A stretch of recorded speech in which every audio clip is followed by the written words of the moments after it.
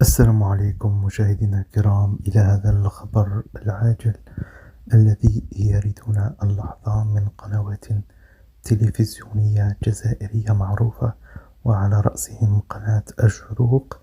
الممثلة الكبيرة باية بيونة، المعروفة ببيونة في ذمة الله، عن عمر يناهز 73 عام، فإنا لله وإنا إليه راجعون.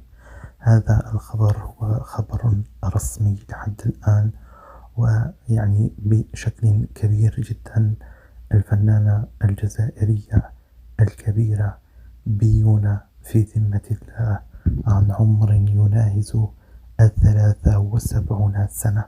يذكر أن بيونة نقلت إلى المستشفى منذ نحو أسبوعين من الآن، والآن تفارق الحياة عن عمر يناهز 73 عام.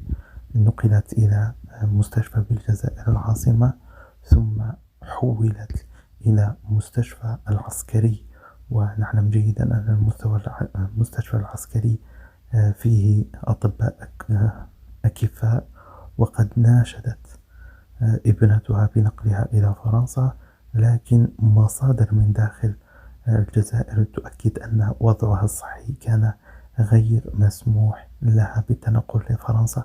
وهذا ما كانت وزارة الثقافة وكذلك الرئاسة الجزائرية لم تعلن عن التكفل بها، لأن وضعها الصحي كان متدهور جدا، حسب أقارب وحسب يعني صحفيين لديهم مصادر دقيقة من المستشفى العسكري كانت تسرب لهم هذه المعلومة، أن بيونة كانت تحتضر منذ أسبوع أو أسبوعين.